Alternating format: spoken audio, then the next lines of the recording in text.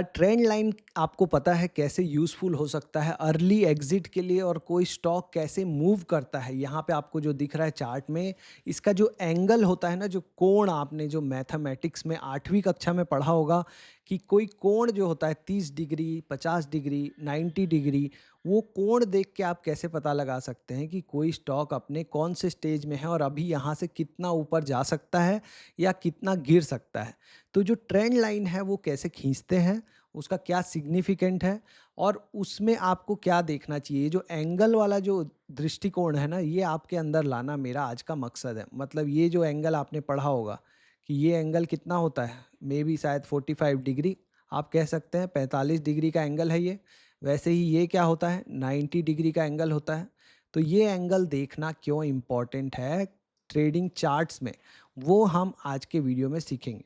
तो यहाँ पे मैंने ट्रेंड का एग्जांपल लिया है। तो जब कोई भी शेयर अपनी रैली चालू करता है ना, तो ये जो इसका जो ट्रेंड लाइन होता है, सबसे पहली बात तो ट्रेंड लाइन क्या होता है।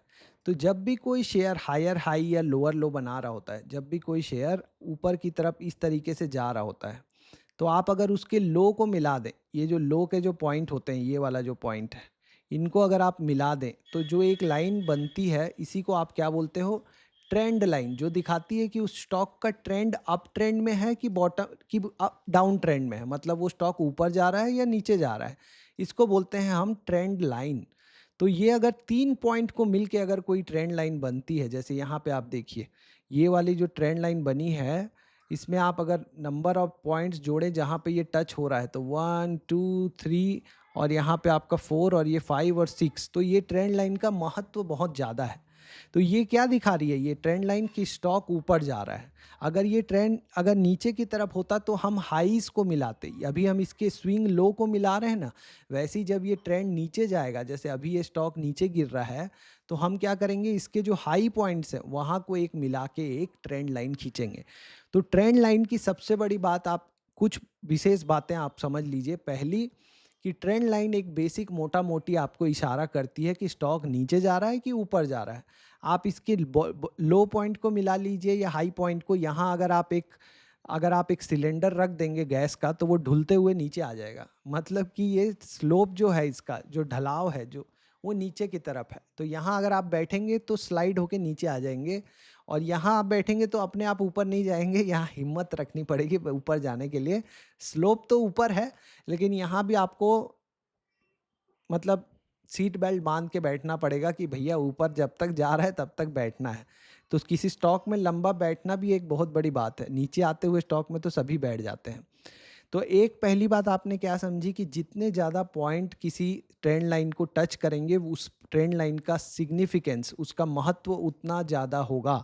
जनरली 2 पॉइंट को भी अगर आपका कोई ट्रेंड लाइन टच करती है, तो वो एक ट्रेंड लाइन तो खींच सकते हो आप, लेकिन अगर वो तीसरी बार भी उसको टच करके सपोर्ट ले ले, तो इसका सिग्निफिकेंस बहुत ज़्यादा हो जाता है। दूसरी बात, ट्रेंड लाइन कभी भी एक लाइन नहीं होती, ये एक एरिया होता है, याद रखिएगा। अगर बहुत लोग क्या बोलेंगे कि ये ट्रेंड लाइन एकदम एक्यूरेट होना चाहिए, यहाँ से ही ये तो स्टॉक रिवर्स हो गया, क्योंकि ट्रेंड लाइन एक एरिया है। अब जो भी यहाँ पे बड़ा आदमी बाई कर रहा है, वो एकदम एग्जैक्टली इसके पास तो बाई नहीं कर सकता। तो वो एक जोन होता है, जो ट्रेंड लाइन होता है वो क्या होता है, एक जोन होता है इस तरीके से। तो आप जब भी ट्रेंड लाइन खींचें, सपोर्ट रेजिस्टेंस खींचें, तो एक जोन को मार्क करें। जैसे आप मान लीजिए किसी ने कहा कि ये एक रेजिस्टेंस है, तो ये स्टॉक ऊपर जाके क्यों गिर गया, क्योंकि रेजिस्टेंस जोन में एक एरिया होता है। तो यहाँ पे जब ऊपर निकलेगा तब ना थोड़े लोग फंसेंगे कि हाँ ये ब्रेकआउट दे दिया। तो एक एरिया मार्क करना चाहिए आपको, उस एरिया से निकले तभी आपको उसको समझना है कि वो स्टॉक जो है अप ट्रेंड में है कि डाउन ट्रेंड में। दूसरी बात हो गई, अब सबसे इंपॉर्टेंट बात जो इस वीडियो की है वो है ट्रेंड लाइन का एंगल। तो कोई भी स्टॉक जब भागता है तो सबसे पहले आप देखिए ये वाला एंगल बनाता है, लगभग 30 डिग्री का एंगल। यहाँ पे ये एंगल दिख रहा है आपको, ये एंगल जो है लगभग इस एंगल के साथ बढ़ता है, धीमे धीमे लहराते लहराते। फिर उसका एंगल चेंज हो जाता है इस तरीके से। उसका एंगल जो है, स्टॉक का जो बढ़ने का जो रफ्तार है वो बढ़ गया है, और ये एंगल हो गया है 45 डिग्री, ऊपर की तरफ जा रहा है। फिर उसके बाद और एंगल बढ़ के क्या हो गया, 60 डिग्री। तो आप अभी देखिए आपका जो स्टॉक है वो किस एंगल से बढ़ रहा है। अब 60 डिग्री के बाद क्या आएगा, 90 डिग्री आएगा। जब 90 डिग्री आएगा लास्ट में, तब फिर स्टॉक खतरनाक रूप से बढ़ेगा। ऐसा लगेगा कि यही एक स्टॉक है दुनिया में और तो कोई स्टॉक ही नहीं है। यही है चांदी, चांदी बढ़ेगी ही ज़िंदगी भर। तो ये यहाँ से जब ये इस कोण में बढ़ा और उसके बाद और स्लोप इसका ऊपर हो गया, फिर स्लोप बिल्कुल 90 डिग्री के पास हो गया, तब इसने अपना ट्रेंड लाइन ब्रेक किया और वहाँ पे फिर ये नीचे की तरफ अपना एक जो जर्नी है वो स्टार्ट किया।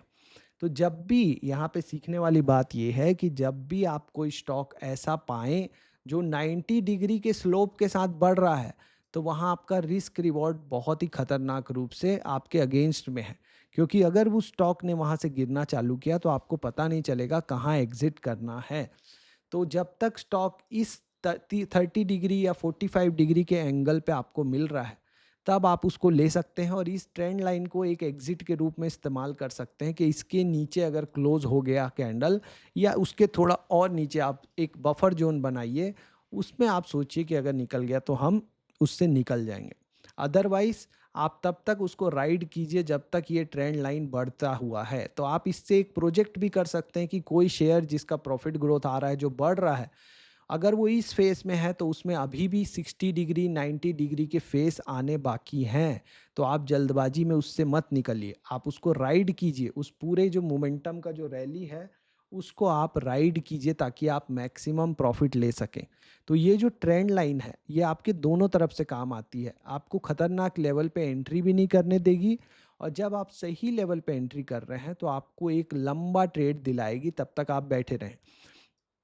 जब कोई स्टॉक इस तरीके से डाउन ट्रेंड में होता है, तब भी आप इसको यूज़ कर सकते हैं पता लगाने के लिए कब इसका डाउन ट्रेंड ख़त्म हो रहा है। जैसे अभी आप देखें तो ये बिल्कुल डाउन ट्रेंड में चल रहा है।